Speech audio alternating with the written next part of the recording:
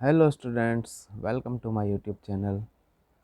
आज के इस वीडियो में हम पियाजे के संज्ञानात्मक विकास के सिद्धांत के बारे में पढ़ेंगे। और पियाजे ने अपने संज्ञानात्मक विकास के सिद्धांत की व्याख्या में कुछ शब्दों का प्रयोग किया था, और आज हम उन शब्दों के बारे में इस वीडियो में जानेंगे कि वो शब्द क्या हैं। और ये शब्द बड़े महत्वपूर्ण हैं और इससे संबंधित प्रश्न विभिन्न प्रतियोगी परीक्षाओं में हमेशा पूछे जाते हैं। इसलिए मेरा सभी छात्रों से अनुरोध है कि इस वीडियो को कृपया अंत तक ज़रूर देखें, ताकि आप इससे संबंधित प्रश्नों के उत्तर सही ढंग से अपनी परीक्षाओं में दे पाएँ। पियाजे ने जो पहला शब्द यूज़ किया था, जिसको हम बोलते हैं अनुकूलन, इसको इंग्लिश में बोलते हैं एडाप्टेशन। ये क्या है? सामान्य भाषा में अनुकूलन किसी भी व्यक्ति का अपने बाह्य वातावरण के साथ समायोजित करना, जो अपने सर्वाइवल के लिए ज़रूरी होता है, इस क्रिया को कहते हैं। अपने सर्वाइवल के लिए बाह्य वातावरण के साथ समायोजन करना अनुकूलन कहलाता है। ये किसी भी जीव के सर्वाइवल के लिए ज़रूरी है। लेकिन पियाजे ने अनुकूलन को दो प्रक्रियाओं के मध्य संतुलन स्थापित करने के रूप में अनुकूलन को परिभाषित किया था। तो पियाजे के अनुसार अनुकूलन दो प्रक्रियाएं, एसिमिलेशन और एक्मोडेशन, आत्मसातीकरण और समायोजन, इन दो के मध्य संतुलन स्थापित करने की क्रिया का नाम अनुकूलन है। ये आत्मसातीकरण, इसको एसिमिलेशन कहते हैं। आत्मसातीकरण को परिभाषित करते हुए पियाजे ने बताया कि बालक जब अपने मस्तिष्क में विद्यमान पुरानी सूचनाओं में बाह्य वातावरण से किसी नई सूचना को साधारण तरीके से शामिल कर लेता है, तो इस क्रिया को आत्मसातीकरण या एसिमिलेशन कहते हैं। तो आत्मसातीकरण में मस्तिष्क में विद्यमान पुरानी सूचनाओं में या बौद्धिक संरचनाओं में जब नई सूचना को बिना किसी परेशानी के आसानी से सीधे सीधे शामिल कर लिया जाता है, जोड़ लिया जाता है, तो इस क्रिया को हम आत्मसातीकरण या एसिमिलेशन कहते हैं। एक दूसरी क्रिया है जिसको हम समायोजन कहते हैं, इंग्लिश में एक्मोडेशन कहते हैं। इस क्रिया में बालक पहले से विद्यमान मस्तिष्क में पुरानी सूचनाओं में बाह्य वातावरण की नई सूचनाओं को बहुत बार सीधे सीधे शामिल कर पाने की स्थिति में नहीं होता है, क्योंकि वो सूचनाएं बिल्कुल नई होती हैं और अलग तरीके की होती हैं। उन परिस्थितियों से, उन सूचनाओं से बालक की पुरानी सूचनाओं का मेल स्थापित नहीं हो पाता है, यानी एसिमिलेशन में बहुत बार समस्या आती है। तो बालक क्या करता है कि किसी नई सूचना को, नई परिस्थिति को, जिससे बालक परिचित नहीं है, उसको पुरानी सूचना में शामिल करने से पहले, पुरानी मानसिक संरचना में शामिल करने से पहले, पुरानी संरचना में आवश्यक फेरबदल, आवश्यक सुधार, आवश्यक संशोधन करता है और फिर इस रूप में नई सूचना को पुरानी मानसिक संरचना में जगह देता है। तो जिस प्रक्रिया के द्वारा बालक यह काम करता है, उसको हम समायोजन या एक्मोडेशन के नाम से जानते हैं।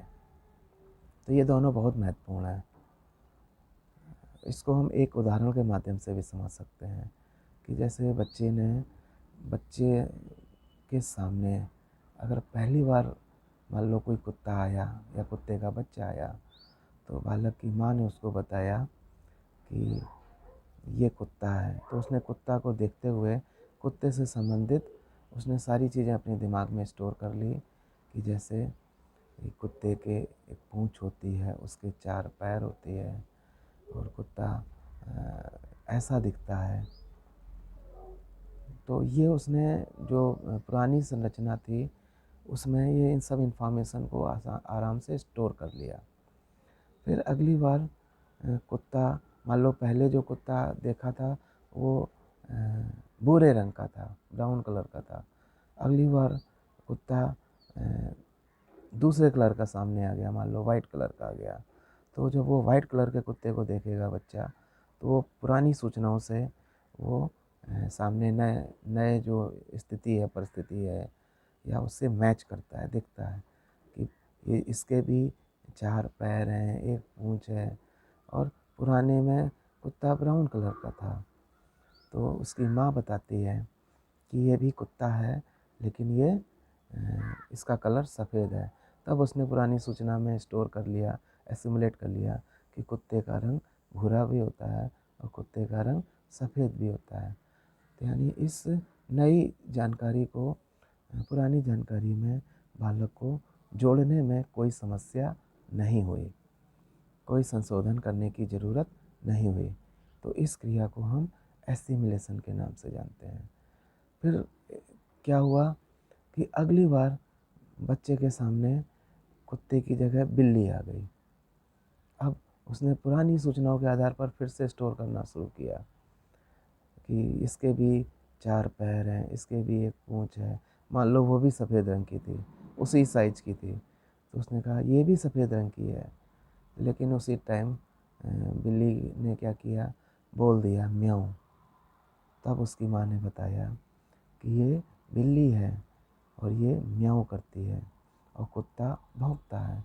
तब बालक क्या करेगा, अपनी कुत्ते से संबंधित जो भी उसके दिमाग में सूचनाएं हैं उसमें और बिल्ली में अंतर करने के लिए अपनी पुरानी सूचनाओं में एक संशोधन करेगा, सुधार करेगा। कहेगा कि जो कुत्ते होते हैं वो भौंकते हैं और जो बिल्ली होते हैं वो म्याऊं करती है। कुत्ते और बिल्ली में ये अंतर होता है। तो इस तरीके से पुरानी सूचनाओं में संशोधन करके, सुधार करके जो नई सूचना को शामिल किया जाता है, इस क्रिया को हम समायोजन के नाम से जानते हैं। तो ये बात आपको याद करना है, पुरानी सूचना में कोई नई जानकारी या नई सूचना को सीधे सीधे जोड़ देना, ये एसिमिलेशन या आत्मसातीकरण है। और पुरानी सूचना में या बौद्धिक संरचना में, मानसिक संरचना में ज़रूरी फेरबदल करके, ज़रूरी संशोधन करके, सुधार करके नई सूचना को उसके बाद शामिल करना, ये समायोजन है। और ये दोनों प्रक्रियाएं हमेशा चलती रहती हैं। और जो अनुकूलन की प्रक्रिया है, इन्हीं 2 प्रक्रियाओं के मध्य संतुलन स्थापित करके स्थापित की जाती है। तो अनुकूलन शब्द का मतलब हुआ आत्मसातीकरण और समायोजन के मध्य संतुलन स्थापित करने की क्रिया अनुकूलन कहलाती है। ठीक है, अब हम जानेंगे स्कीम्स क्या होती है और स्कीमा क्या होती है। स्कीम्स क्या होती हैं कि व्यवहारों का वो क्रम जिसको बालक आसानी से दोहराता है, और ये मेंटल ऑपरेशन का एक्सप्रेस्ड फॉर्म होता है। जैसे बालक जब पहली बार स्कूल जाता है तो उससे पहले उसकी माँ उसको सिखाती है कि सबसे पहले बिस्तर से उठ के क्या करना चाहिए, फ्रेश होना चाहिए, फिर इसके बाद मुंह हाथ साफ़ करना चाहिए, फिर इसके बाद नहाना चाहिए, बात करना चाहिए, फिर इसके बाद कपड़े पहन के तैयार होना चाहिए, फिर इसके बाद नाश्ता करना चाहिए, फिर इसके बाद स्कूल जाने के लिए तैयार होना चाहिए या स्कूल जाना चाहिए। तो बालक को शुरू में 1 या 2 बार ये बातें बतानी पड़ती हैं। उसके बाद ये सब बालक अपनी सारी क्रियाओं को क्रम से अपने स्कूल जाने के काम में अपने आप करने लगता है। तो यानी ये उसके दिमाग में मेंटल जो ये क्रम होता है क्रियाओं का, वो अपने आप मौजूद रहता है। उसके लिए उसको ज़्यादा दिमाग लगाने की ज़रूरत नहीं होती, ये अपने आप दोहराता है, डेली दोहराता है। तो व्यवहारों का वो क्रम जिसको आसानी से दोहराया जा सकता है, और किसी एक बड़े काम को करने से पहले जो कई छोटे छोटे व्यवहार हैं जिनको हम कई बार आराम से बार बार दोहराते हैं किसी बड़े काम को करने में, तो वो जो सभी व्यवहारों का जो छोटे छोटे व्यवहारों का जो क्रम है, जो किसी बड़े व्यवहार को करने के लिए बार बार दोहराया जाता है, इसको हम स्कीम्स के नाम से जानते हैं। ठीक है, स्कीमा क्या है?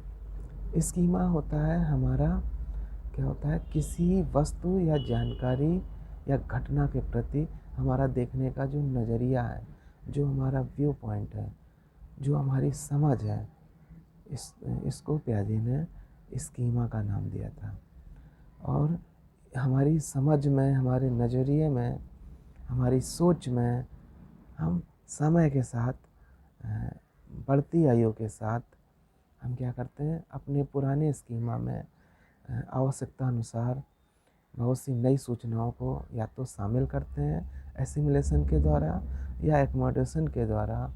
हम पुरानी स्कीमा या पुरानी बौद्धिक सूचनाओं में या मानसिक संरचनाओं में हम आवश्यकता अनुसार संशोधन सुधार करके समायोजन की प्रक्रिया एक्मोडेशन के द्वारा नई सूचनाओं को हम पुरानी सूचनाओं में शामिल करते हैं। तो ये स्कीमा है। बहुत बार हम नए स्कीमा का निर्माण करते हैं या पुरानी स्कीमा में हम आवश्यक संशोधन करते हैं। ये इस पर निर्भर करता है कि कोई भी घटना कितनी नई है और पुरानी बौद्धिक सूचनाओं से कितना मेल खाती है, और नई सूचना या नई घटना या नई परिस्थिति वो किस ढंग की है, बालक उनसे परिचित है, वो पुरानी सूचनाओं से मेल खा रही हैं या बिल्कुल नई तरीके की सूचनाएं हैं। तो वो एसिमिलेशन या एक्मोडेशन की प्रक्रिया के द्वारा या तो पुरानी सूचना में सीधे सीधे कोई चीज़ को जोड़ता है तो इसको एसिमिलेशन कहते हैं, या पुरानी सूचना में आवश्यक फेरबदल या सुधार करके नई सूचना को शामिल करता है तो इसको एक्मोडेशन कहते हैं, या बहुत बार नए स्कीमा का निर्माण करता है। वो सूचनाएं पुरानी स्कीमा में शामिल करने योग्य नहीं होती हैं।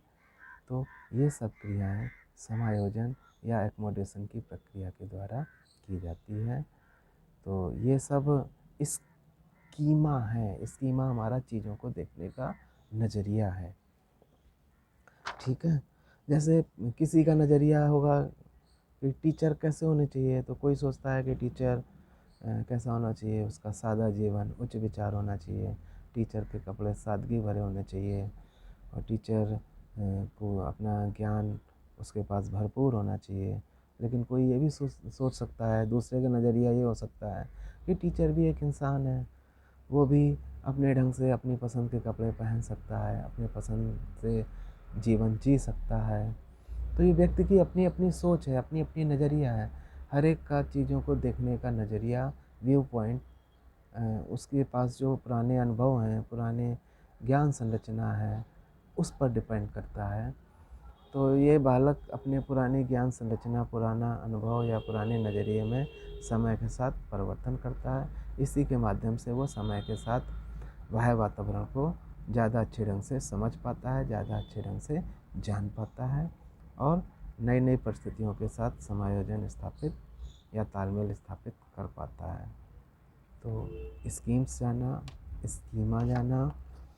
और अब एक चीज़ है जीववाद। जीववाद क्या होता है? इसको बोलते हैं एनिज्म।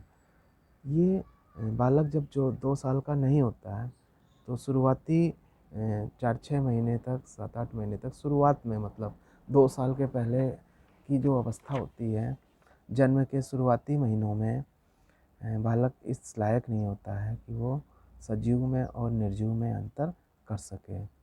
बालक निर्जीव चीज़ों के साथ भी वैसा ही व्यवहार करता है जैसा वो सजीव के साथ। जैसे कोई बच्ची है, अगर उसको गुड़िया दे दो तो वो डॉल निर्जीव है, लेकिन फिर भी उस डॉल से वो ऐसे प्रेम करती है जैसे उसकी कोई अपनी सगी बहन हो या उसकी कोई सगी सहेली हो। उसको जीवित मान के उसको सजाती है, संवारती है, खिलाती है। उसके साथ अगर कोई उसको कोई उसकी डॉल को कोई मारे पीटे तो उसको वही दुख होता है जैसे उसकी सगी बहन को या उसको किसी ने मार दिया हो। यानी जीववाद बालक जब छोटी आयु में होता है, शुरुआती 4-6-8 महीनों में होता है या साल भर की स्थिति तक में भी बालक इस लायक नहीं होता है कि सजीव में या निर्जीव में अंतर कर सके। और ये क्षमता बालक में जब जो ये पहली स्टेज होती है सेंसरी मोटर स्टेज, जिसको बोलते हैं संवेदी गामक अवस्था, इस अवस्था के अंत में आकर के ये क्षमता बालक में विकसित हो पाती है। तो ये जो सजीव निर्जीव में भेद न कर पाने का गुण है, इसको पियाजे ने जीववाद या एनिज्म का नाम दिया। ठीक है। विकेंद्रण क्या होता है? ये भी शुरुआती अवस्था में बालक का जो चिंतन होता है वो आत्म केंद्रित होता है, इगोसेंट्रिज्म होता है। बालक अपने ढंग से, अपने को केंद्र बिंदु मान के, अपने नज़रिए से ही सारी चीज़ों को देखता है। तो जो बालक मतलब इतना समर्थ नहीं होता है कि वो अपने नज़रिए में और दूसरे के नज़रिए में भेद कर सके, अपने व्यू पॉइंट में और दूसरे के व्यू पॉइंट में अंतर कर सके, या दूसरे के व्यू पॉइंट से भी चीज़ों को देख सके। बालक में ये क्षमता विकसित नहीं होती है। बालक अपने नज़रिए से, अपने पॉइंट ऑफ व्यू से ही, अपने नीड्स, अपनी रिक्वायरमेंट को पूरा करने के लिए, अपनी खुशी के लिए ही आत्म केंद्रित होकर सारी चीज़ों को देखता है, सोचता है, विचार करता है। तो ये जो क्रिया होती है, ये जो गुण होता है, इसको हम ईगोसेंट्रिज्म कहते हैं, आत्म केंद्रिता या अहम केंद्रिता कहते हैं। ये बालक में सेंसरी मोटर स्टेज में बहुत ज़्यादा विकसित होती है। और ये जो विकेंद्रण का गुण है, यानी जो वास्तविक चिंतन, जो बालक चीज़ों को वास्तविक ढंग से चीज़ों के बारे में चिंतन करने में जो क्षमता आती है, जिसको हम विकेंद्रण कहते हैं, डिसेंटरिंग कहते हैं, ये गुण बाद की अवस्थाओं में धीरे धीरे विकसित होता है। यानी वास्तविक चिंतन, वस्तुओं के प्रति वास्तविक चिंतन करने की क्षमता बच्चों में 7 साल की आयु के बाद ही ये शुरू होती है। उसके पहले बच्चे इस लायक नहीं होते हैं कि वो अपने नज़रिए से चीज़ों को देख सकें और साथ ही साथ अन्यों के नज़रिए से भी किसी वस्तु, घटना या परिस्थिति को देख सकें। ये क्षमता या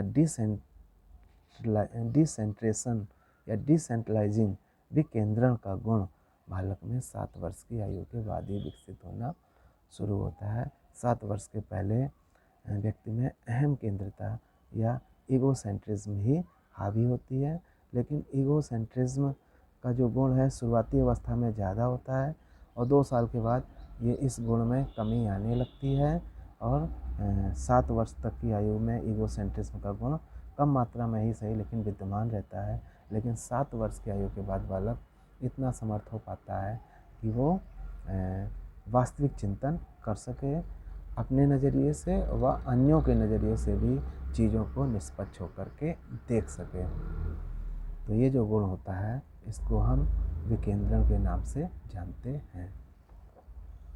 एक होता है, हमने अहम केंद्रिता ईगोसेंट्रिज्म बता दिया, हमने विकेंद्रण डिसेंट्रिंग बता दिया, हमने स्कीमा बता दिया, हमने स्कीम बता दिया, हमने अनुकूलन बता दिया, हमने एसिमिलेशन बता दिया, हमने एक्मोडेशन बता दिया। ये सब बहुत महत्वपूर्ण प्रश्न हैं, इससे संबंधित प्रश्न पूछे जाते हैं। एक और गुण है जिसको बोलते हैं वस्तु स्थायित्व, ऑब्जेक्ट परमानेंसी। ये क्या होता है? बच्चा जब 2 साल का होता है, उससे पहले वस्तु मतलब बच्चे के सामने जब कोई वस्तु होती है तो बच्चा ये सोचता है कि वस्तुओं का अस्तित्व तभी तक है जब तक वो उनके सामने है। यानी किसी बच्चे के सामने 2 साल के पहले अगर किसी को कोई खिलौना दिया जाए तो बच्चा उस खिलौने को पाने के लिए प्रयास तभी तक करता है जब तक वो खिलौना उसके सामने होता है। लेकिन अगर उसको धोखे से उस खिलौने को किसी तरह से अगर हटा दिया जाए तो बच्चा फिर उसके बारे में सोचता भी नहीं है। मतलब वो ये सोचता है कि वस्तुओं का अस्तित्व तभी तक है जब तक वो उनके सामने है, और वस्तुओं का अस्तित्व तब नहीं होता है जब वो उनके सामने नहीं होती हैं। यानी ये जो गुण होता है कि बालक वस्तु की छाप बना पाने में, मानसिक छाप बना पाने में समर्थ नहीं होते हैं, तो इस गुण को हम वस्तु स्थायित्व या ऑब्जेक्ट परमानेंसी कहते हैं। और वस्तु स्थायित्व का गुण शिशुआवस्था में यानी जन्म से 2 वर्ष की अवस्था तक विकसित नहीं होता है, लेकिन 2 वर्ष की अवस्था के बाद बच्चों में ये गुण विकसित होने लगता है कि 2 वर्ष के बाद जब बालक मतलब 2.5-3 साल का हो जाता है, तो उस समय बालक के सामने अगर खिलौना होता है तब भी वो उसको पाने का प्रयास करता है, और अगर उसके सामने उस खिलौने को अगर हटा भी दिया जाए तो भी वो उसको फिर उस खिलौने की अनुपस्थिति में भी उस खिलौने को वो ढूँढने का, पाने का प्रयास करता है, और समय-समय पर उस खिलौने को याद करके वो उसको माँगता है, उसको ढूँढता है। तो यानी वस्तुओं की छाप बनने की जो गुण है, ये 2 ढाई साल के बाद ही बालक में विकसित होता है, 2 वर्ष की अवस्था के बाद ही विकसित होता है। तो इसको यानी वस्तु स्थायित्व के बारे में जो बालक की क्षमता होती है, कि बालक को ये समझ में तब बाद में आता है कि वस्तुओं का अस्तित्व केवल तभी तक नहीं है कि जब तक वो उसकी आँख के सामने है। वस्तुएँ तब भी होती हैं जब वो उसकी आँख के सामने नहीं है। तो बालक को इस बात को समझने में 2 वर्ष के पहले ये बात समझने में बालक समर्थ नहीं होता है, और ये क्षमता बालक में 2 वर्ष के बाद ही विकसित होती है, और इस गुण को हम वस्तु स्थायित्व के नाम से जानते हैं। ये संगठन क्या होता है? ऑर्गेनाइजेशन, यानी बालक में जो मस्तिष्क में जो विभिन्न सूचनाएँ होती हैं, बालक में जितनी क्षमताएँ होती हैं, इनका एक संगठित क्रम होता है, ऑर्गेनाइज्ड ऑर्डर होता है। तो सूचनाओं को, क्षमताओं को जो अपने मस्तिष्क में बालक एक व्यवस्थित क्रम में जिस क्रिया के द्वारा व्यवस्थित करता है, उस क्रिया को हम संगठन या ऑर्गेनाइजेशन के नाम से जानते हैं।